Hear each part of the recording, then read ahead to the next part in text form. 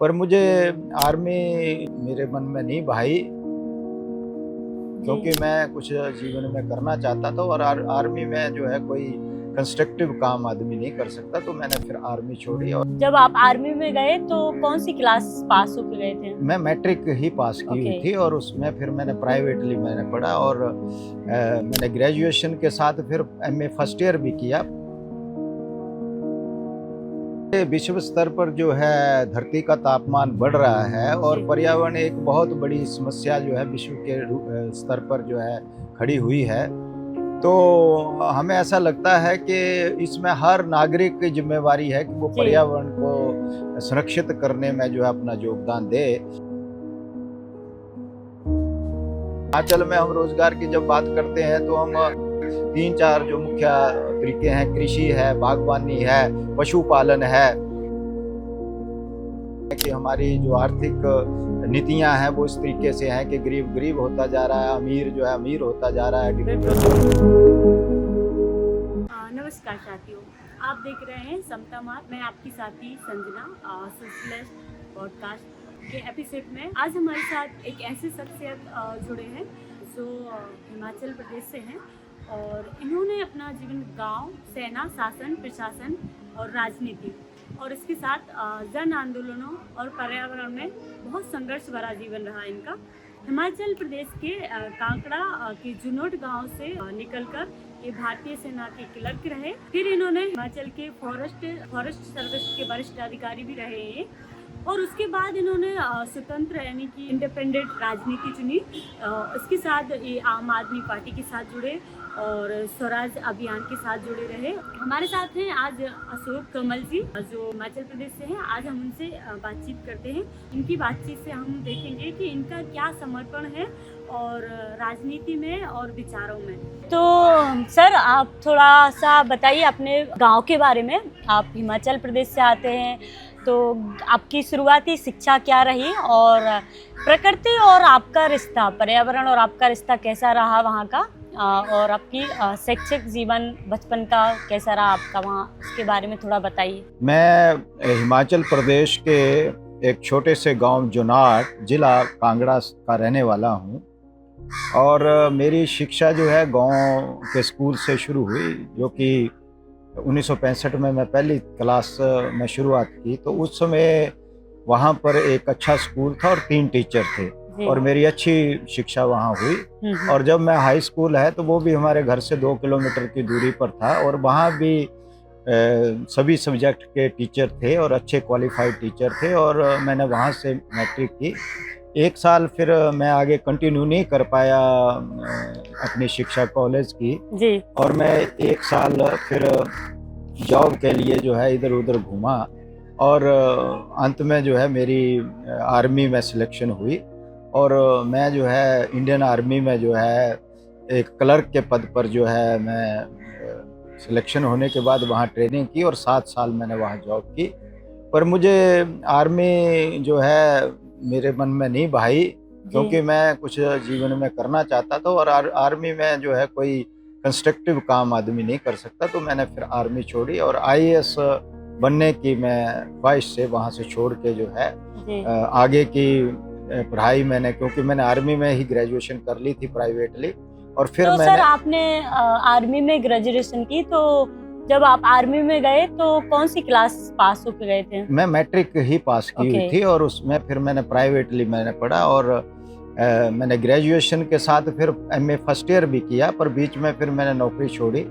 तो फिर मैं जो है लॉ में जो है एडमिशन ली राजस्थान में डीएवी कॉलेज में और 1 साल जब मैं लॉ में पढ़ रहा था तो फिर मेरी जो है सिलेक्शन जो है स्टेट फॉरेस्ट सर्विस में हुई और फिर मैंने जो है 2 साल का जो है फॉरेस्ट्री डिप्लोमा होता है ट्रेनिंग के रूप में देहरादून, जो हमारा फॉरेस्ट रिसर्च इंस्टीट्यूट है, वहाँ से मैंने 2 साल का जो है फॉरेस्ट्री डिप्लोमा किया और फिर मैं जो है रेगुलर हिमाचल प्रदेश में फॉरेस्ट सर्विस में जो है 23 साल की नौकरी करने के बाद वहाँ पर मैं डिविजनल फॉरेस्ट ऑफिसर की जो है मैंने जो है पद पर काम किया। हाँ, 21 साल जो है मैंने काम किया और वहाँ पर विभिन्न कैपेसिटीज़ में जो है मैंने काम किया, पर ज़्यादातर हम फॉरेस्ट डिवीज़न में जो मैनेजमेंट और फॉरेस्ट लगाने का और वहाँ पर फॉरेस्ट को प्रोटेक्शन करने के लिए जो है हमारी ड्यूटी होती है, उसमें हमने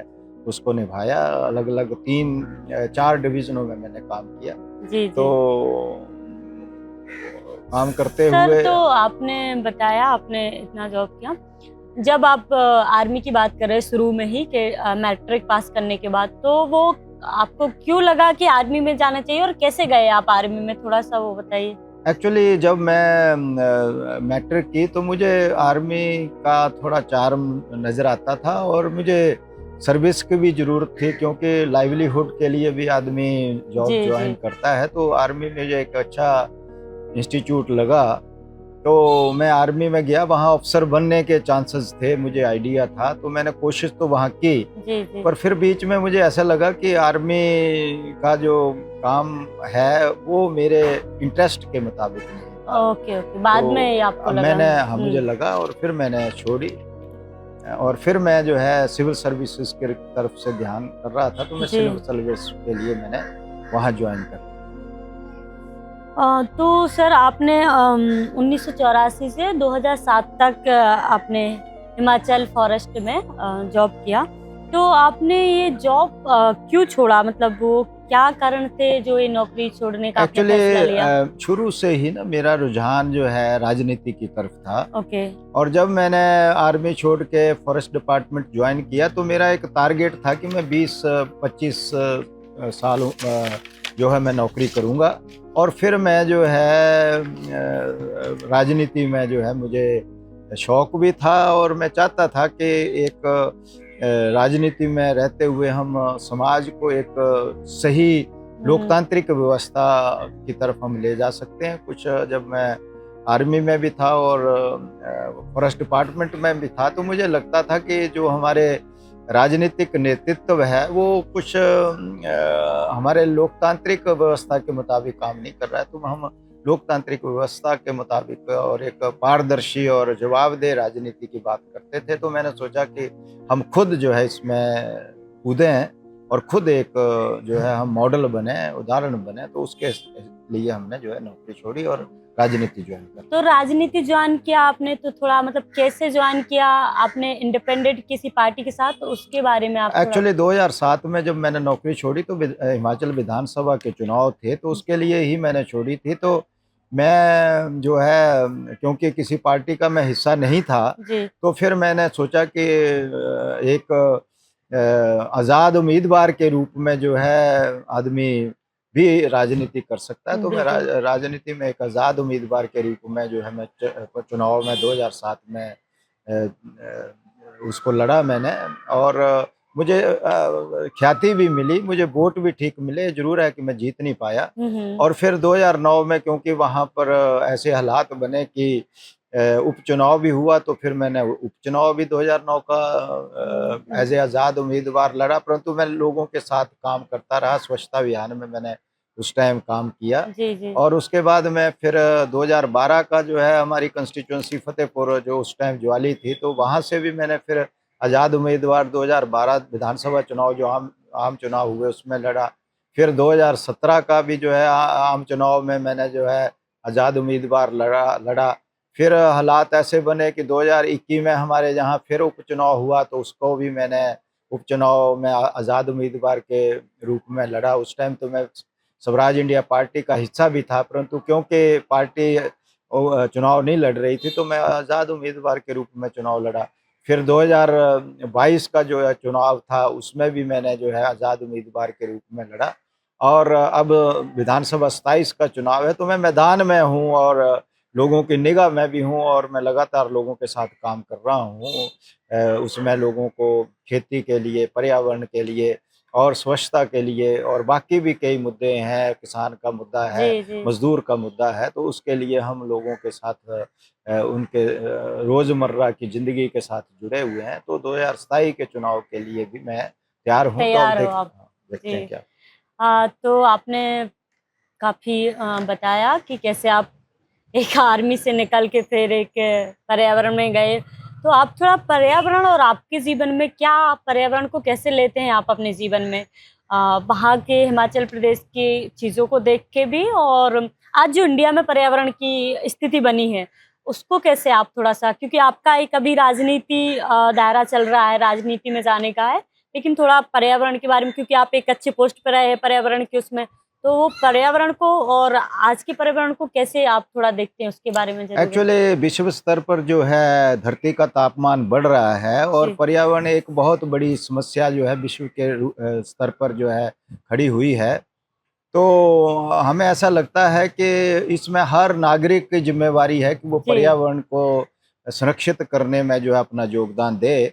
और क्योंकि मैं विभाग के साथ जुड़ा रहा हूँ और पर्यावरण मेरा एक फील्ड रहा है और मैं पिछले 30 सालों से जो है मैं इस क्षेत्र में काम कर रहा हूँ, क्योंकि नौकरी के समय भी हमारा रुझान जो है लोगों को जागरूक करना और पर्यावरण जंगलों को बचाने के लिए, लगाने के लिए हम काम करते रहे हैं। तो अब क्योंकि समस्या बहुत गंभीर है राष्ट्रीय स्तर पर भी और बिल्कुल। विश्व स्तर पर भी, और लोकल जो हम हिमाचल हिमालय प्रदेश में है, तो हिमालय की स्थिति कुछ अलग है। हिमालय एक इसको हम कहते हैं कि एक मतलब यंग पहाड़ है और इसकी जो संरचना है वो बड़ी फ्रजाइल है, मतलब नर्म है। और इसको जो हमारा विकास की गति जो है पिछले 10-15 सालों में बहुत तेज चली है, तो इसका दोहन जो है या इसमें जो खिलवाड़ है पहाड़ के साथ और पर्यावरण के साथ वो बहुत ज़बरदस्त हुआ है, बड़े पैमाने पर हुआ है। और उससे जो है वहाँ आज की तारीख में जो है आपदाएं आ रही हैं, मौसम की वजह से जो है आपदाएं वैसे ही ज़्यादा आएंगी, कभी आंधी होगी, कभी तूफान होगा, कभी सूखा होगा। तो ये स्थिति जो है हिमालय में जो ज़्यादा देखने को मिल रही है, विशेषकर हिमाचल प्रदेश, जे-एंड-के और उत्तराखंड में। तो अब स्थिति है कि लोगों को जागरूक होना पड़ेगा और अपने स्तर पर जो है एक तो पर्यावरण को हमें जो है बचाना है। विकास का जो मॉडल है जो कि आज की तारीख में पहाड़ों को छलनी किया जा रहा है, इसको बदलना पड़ेगा। तो मैं बाकी संगठनों के साथ मिलकर जो है हम लोग एक युद्ध स्तर पर जो है इस पर लोगों को जागरूक भी कर रहे हैं और खुद मॉडल भी एक बना रहे हैं। पानी का संरक्षण, उसमें हवा जो है साफ-सुथरी हो और जो है ज़मीन में जो हमारे ज़्यादा उसमें गंदगी जो है या उसको जो है प्रदूषण जो है उसमें फैल रहा है, दूषित हो रहा है मिट्टी, और जो अनाज है उसमें जो है दूषितता बढ़ रही है, उसकी जो पौष्टिकता है वो कम हो रही है। तो इस सभी मुद्दों को लेकर हमें काम करना है और हम लोग कर बिल्कुल। रहे हैं। जी। Thank you. तो अभी ये पर्यावरण के ऊपर आपने बात बताई। आपने बोला कि आगे भी अभी 2027 में आप अ अ, पॉलिटिक्स में अपने आप को देख पा रहे हैं। तो आपने आपकी मतलब आम आदमी पार्टी की बात की। अभी 2027 में किस पार्टी के साथ जुड़ के और क्यों, मतलब आपको लग रहा है जो भी पार्टी के साथ आप जुड़ना चाह रहे हैं या जो भी, तो उस पार्टी के बारे में बताइए, और किस तरीके की राजनीति आप देखना चाहते हैं? एक्चुअली ऐसा है कि मैं वैकल्पिक राजनीति का पंडित कहेंगे या प्रोहोदा हूँ। हमारी जो आज की राजनीति है वो बिल्कुल बेईमानी की राजनीति है, धोखे की राजनीति है और एक भीड़ तंत्र में हमारा लोकतंत्र बदल गया है। तो हम लोगों को जागरूक कर रहे हैं कि आप एक अच्छा जो पारदर्शी तरीके से जवाबदेह राजनीति की बात करता है, वो लोगों से मिल के जो है लोगों के मुद्दों की बात करता है, जिसमें शिक्षा है, रोज़गार है, महँगाई है, या जो पर्यावरण का बहुत बड़ा मुद्दा है। तो इन मुद्दों को लेकर जो है राजनीति करते हैं, तो उसमें मुझे कोई ऐसी पार्टी नहीं लगती है। ज़रूर है कि हम पार्टियों के मुद्दा आधारित राजनीति के लिए हम लोग मैदान में हैं। जी। तो अपने इलाका में एक वैकल्पिक जो कैंडिडेट देना और वैकल्पिक मुद्दे देना और लोगों के सामने एक साफ-सुथरी छवि जो है और ईमानदार छवि जो है उसके रूप में जो है मैं लोगों के बीच में हूँ और लोगों को एक विकल्प दे रहा हूँ। लोग ये भी कहते हैं कि ईमानदार कैंडिडेट नज़र नहीं आते हैं, तो मैं लोगों को कहता हूँ कि आप मेरे पर विश्वास करें और हम एक अच्छी राजनीति, लोगों के हित की राजनीति और समाज के हित की राजनीति, लोकतंत्र व्यवस्था के रूप में जो है हम राजनीति को करना चाहते हैं और पारदर्शी राजनीति के साथ हम लोगों के बीच में हैं। तो उसके आधार पर मैं एज़ ए आज़ाद उम्मीदवार ही मैं दोबारा मैदान में हूँ। मतलब आप किसी पार्टी से नहीं बल्कि फिर आपका आजाद उम्मीदवार की ही उसी से उतरेंगे जमीन पे। या बिल्कुल। Thank you. तो मैं फिर अभी मेरे मन में एक क्वेश्चन उठ रहा है कि आप इतनी बार आजाद उम्मीदवार की जैसे आपकी बातों में आया, फिर आपको अभी कितना परसेंट लग रहा है कि आप आजाद उम्मीदवार के तौर पर उतरेंगे और वो आपको थोड़ा सक्सेस या क्या कितने एक्चुअली परसेंट? ऐसा है कि मैं पिछले 18 साल से इस चुनावी राजनीति में हूँ जी और मैं खुद को लोगों के जब रुझान है, लोगों की जो सम्मान मुझे मिलता है, लोग जो है मुझ पर विश्वास करते हैं, तो ये मैं मानता हूँ कि ठीक है, मैं चुनाव जीत नहीं पाया, परंतु मैं एज़ लोगों का विधायक ही लोग भी मुझे मानते हैं और मैं एज़ ए विधायक ही लोगों के बीच में हूँ ओके और मैं अपने ज़िम्मेवारी भी उस तरीके से निभा रहा हूँ। तो ऐसा होता है कि जब 5 साल हम लोगों के बीच में रहते हैं, तो लोगों का प्यार, लोगों का बिल्कुल। सम्मान मुझे मिल रहा है। परंतु लास्ट में जब भीड़ तंत्र जिसको मैंने कहा है, पैसे का ज़ोर हो जाता है और जो है एक वो लोग एक बनावटी लहर बना देते हैं और उसमें ऐसा लगता है कि क्योंकि हम एक बड़े सिस्टम से चलते हैं, लिमिटेड पैसे से हम अपना प्रचार करते हैं, तो लोगों को भीड़ नज़र नहीं आती है, तो लोगों को लगता है कि मैं शायद नहीं जीत पाऊँगा, तो फिर लोग जो है दूसरी तरफ शिफ्ट हो जाते हैं। परंतु मेरा 18 साल का जो अनुभव है और मैं 20 साल लगभग राजनीति में होते हुए लोगों का जो विश्वास है, तो मुझे वैसे भी मैं जब भी चुनाव लड़ता हूँ, तो मुझे ऐसा लगता है कि मैं चुनाव जीत रहा हूँ, पर फिर मैं थोड़ा डाउन जाते-जाते डाउन हो जाता हूँ। पर इस ओके। बार लोगों पर मुझे विश्वास है, भरोसा है कि तो लोग इस लोग बार मुझे मौका देंगे जी, और जी। अवश्य ही मैं जीतूँगा और मैं लोगों के काम करूँगा। मैं एक उदाहरण पेश करूँगा कि लोकतांत्रिक तरीके से कैसे लोगों के बीच में विधायक को काम करना चाहिए, वो ज़रूर करेंगे। Thank you sir. बहुत अच्छा आपने बताया कि आज की ज़रूरत है क्योंकि वो सर थोड़ा आप अपने परिवार के बारे में बताइए, कौन-कौन आपके परिवार में है और आप इतनी संघर्ष भरे जीवन में वो आपका किस तरीके से साथ देते हैं आपके परिवार वाले? मेरे 2 बच्चे हैं, एक बेटी है, बेटी की मैंने शादी कर दी है और बेटे की भी शादी कर दी है। बेटा सॉफ्टवेयर इंजीनियर है और वो अच्छी नौकरी कर रहा है।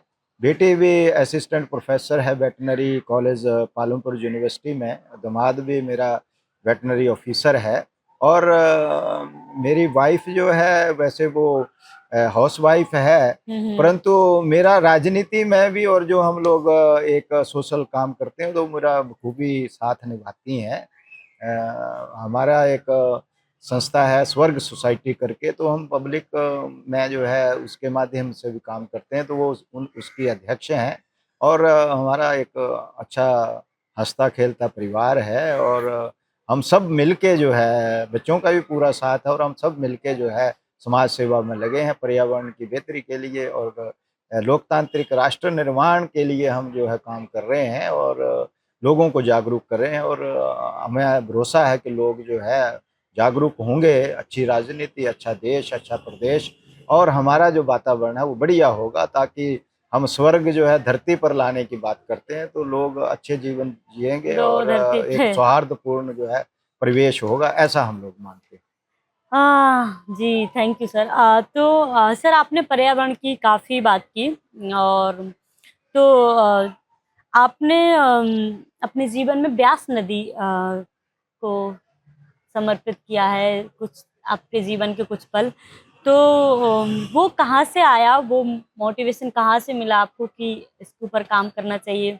या फिर उसको आपने अपने जीवन में समर्पण किया? तो वो थोड़ा-सा आप बताइए। एक्चुअली आप देखेंगे कि विश्व स्तर में जो है हिंदुस्तान में जितने भी सिटी हैं या नदियां हैं वो बहुत प्रदूषित हैं बिल्कुल। और हम जब लोगों को स्वस्थ जीवन की बात करते हैं तो जल प्रदूषित है और वायु जो है सांस लेने के काबिल नहीं है और नदियां जो हैं वो बिल्कुल जो है अपने सही स्वरूप में नहीं है। हुँ, हुँ। तो आज स्थिति ऐसी है कि नदियों को साफ सुथरा करना है और उनको अच्छे जो जो उनका पुराना स्वरूप है उसमें लाना है। तो हम लोग ब्यास नदी के कैचमेंट में रहते हैं, जी। तो मैंने खुद को ब्यास नदी को समर्पित किया है। और हम जहाँ से उद्गम हुआ है ब्यास नदी का, वहाँ से उसको देखते हुए और निचले तक जहाँ हमारे क्षेत्र में जहाँ तक ये ब्यास नदी अगली किसी नदी में जुड़ती है, तो वहाँ तक उसको जो है संरक्षण करने के लिए, उसकी बेहतरी के लिए जो है काम करना है, लोगों को जोड़ना है और नदियों को साफ करना है। तो हम एक मॉडल जो है ब्यास नदी को बनाएंगे। तो अगला जो डिकेड है 10 साल का मेरा जो संघर्ष में जीवन होगा, तो हम उस नदी को समर्पित करके उस नदी को जो है बेहतर स्थिति में लाने की बात करते हैं और उसको करेंगे, ये हमारा मानना है और उसके लिए हम लोग काम कर रहे हैं। जी, थैंक यू। तो आपने बताया कि लोगों को जोड़ने का आप काम कर रहे हैं। तो आज के दौर में देखें तो यूथ कहाँ है आपके वहाँ पे, और यूथ को कैसे आप जोड़ रहे हैं इन सब चीज़ों में? क्योंकि आज हम देख रहे हैं जो भी स्थिति परिस्थिति है, तो युवा अपना बहुत बड़ा योगदान रखता है हर क्षेत्र में। तो आप युवाओं को जोड़ने के लिए क्या कर रहे हैं अभी? एक्चुअली युवाओं का रुझान जो है बेसिकली अलग है आज की तारीख में, परंतु युवाओं के बिना जो है हम ये काम कर भी नहीं सकते हैं। तो मैं स्कूलों से, कॉलेजों में और ऐसे भी जो भी मुझे यूथ समूह मिलते हैं, जहाँ एक एक भी मिलता है, तो उनसे हम उनके रोजगार की भी बात करते हैं। और जब हम पर्यावरण की बात करते हैं, जहाँ हम जंगल की बात करते हैं, जब जमीन की बात करते हैं, जब किसानी की बात करते हैं, तो उसके साथ रोजगार भी जुड़ा है। और हम लोग ये भी मानते हैं कि जैसे स्थितियां बदल रही हैं, एआई आ रही है, तो ये जो आज रोजगार के जो तरीके हैं वो बदलेंगे। तो हम युवाओं को बता भी रहे हैं, आगे भी सिस्टमेटिकली बताएंगे। जैसे हम नदी की बात करते हैं, तो नदी ठीक होगी। हम लोग टूरिज्म की बात करते हैं, हिमाचल में टूरिज्म बेहतर होगा। और हिमाचल में हम रोजगार की जब बात करते हैं, तो हम 3-4 जो मुख्य तरीके हैं, कृषि है, बागवानी है, पशुपालन है और उसके साथ साथ जो है वानिकी है, जिसको हम जंगल या पेड़ पौधे या जड़ी बूटियां जो है हम कहते हैं।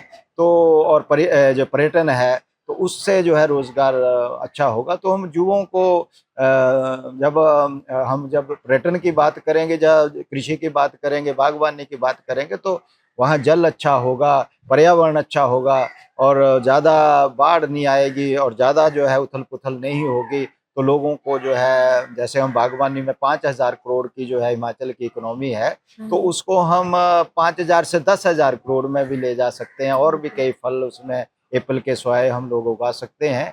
इसी प्रकार एनिमल हस्बेंड्री में दूध की हम बात करते हैं, तो एक क्वालिटी दूध जो है हम लोगों को दे पाए। हम अभी तो हिमाचल ही दूध में डिफिशेंट है और हम दूसरी स्टेट को भी दूध दे सकते हैं। पानी भी जो है साफ सुथरा पानी है, उसकी भी डिमांड होगी।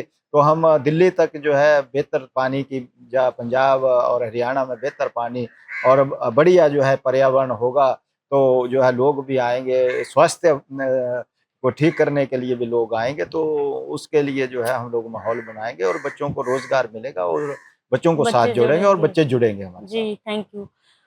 तो सर एक बात, आज के समाजवादी विचारों में गांधी जी, लोहिया, अम्बेडकर और जेपीजी के विचारों को आज आप कैसे देखते हैं? किस संदर्भ में देखते हैं?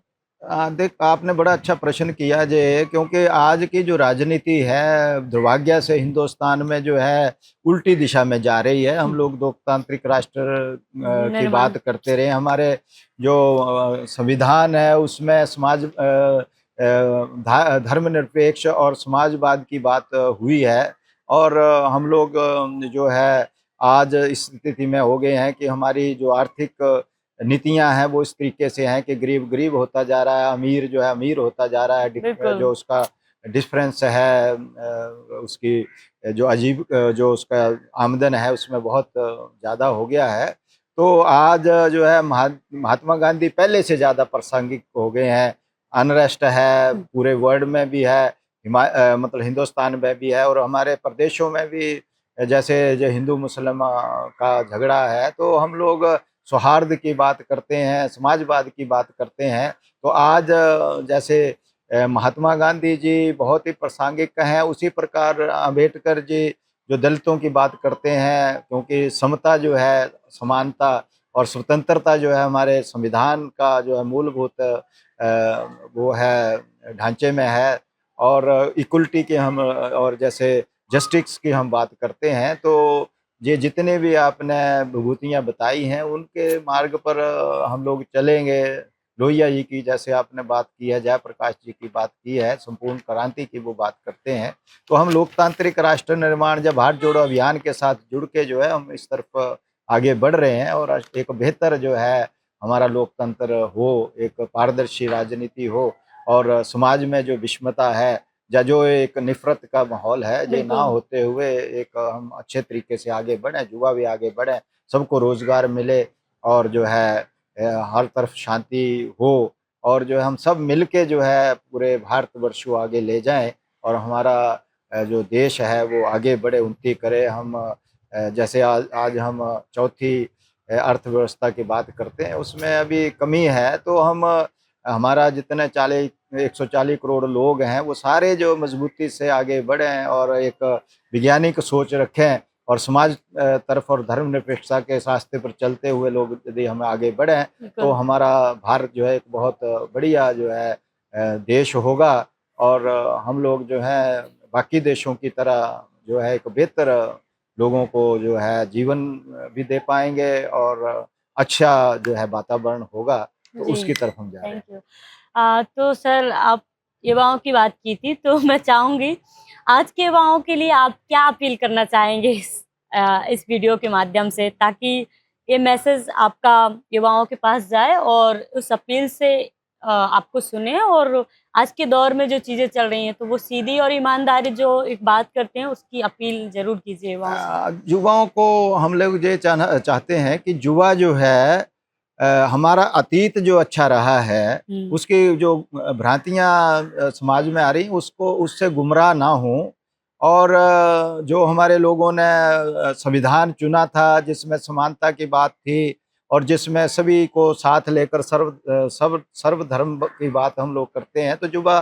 गुमराह ना हो, अच्छी शिक्षा लें और रोजगार जो है भी, परंतु जिन जिन के क्षेत्रों में रोजगार है युवा अपने को उसमें एक अच्छी योग्यता क्षमता ग्रहण करें और उसके साथ साथ पर्यावरण की दृष्टि से भी खुद उसको समझें भी और उसमें योगदान दें। शिक्षा जो है हमारी अच्छी हो और बच्चे जो हैं स्वावलंबी हों और बेहतर जीवन के लिए जो है वो एक अच्छे माहौल की बात करें, जातियों में ना बटें, धर्म में ना बटें और ये जो ओशी राजनीति है उसका हिस्सा ना बने, नफरत का हिस्सा ना बने, सबको साथ लेकर चलने की बात करें। तो जो हमारा जो 70 साल जो हमारा लोकतंत्र चला है तो युवा जो है उसके साथ उसके आधार पर जो है आगे बढ़े और ये जो विघटनकारी जो हमारे आज के तरीके, आज का जो माहौल बन रहा है इससे ऊपर उठकर जो है एक शांतिपूर्ण और एक सौहार्दपूर्ण जो है वातावरण के साथ और एक अच्छे समाज के उसको बनाने के लिए जो है वो आगे आए, अपना रोजगार भी लें, समाज की बेहतरी के लिए काम भी करें। तो मैं ये चाहता हूँ वो धर्म के नाम पर गुमराह ना हो। धर्म तो सत्य है, धर्म तो अहिंसा है, धर्म जो है दया है, धर्म जो है लोगों के साथ मिल के काम करना है, धर्म जो है बांटता नहीं है किसी को, धर्म जो है एक दूसरे से नफरत नहीं सिखाता है, प्रेम भाव सिखाता है, बंधुत्व सिखाता है। तो हमें उस दृष्टि से युवाओं को आगे ले जाना है और हम बेहतर उसके लिए चाहते हैं और करेंगे भी इसके लिए। धन्यवाद सर। तो जैसे डॉक्टर अशोक सोमल जी ने अपने जीवन की यात्रा बताई और उनकी यात्रा में बहुत संघर्ष है और वो संघर्ष केवल सत्ता को पाने का नहीं रहा, उनका संघर्ष जो रहा उनका वो सच के साथ खड़े रहने का रहा है और उन्होंने सेना से लेकर जंगल, जमीन और शासन प्रशासन आंदोलन इन सब के साथ राजनीति भरा जीवन इनका रहा है और इनको आज हमने सुना। और अगर इनकी बातें आपको पसंद आई हो तो हमारे चैनल को सब्सक्राइब करें, लाइक करें और शेयर करें। धन्यवाद।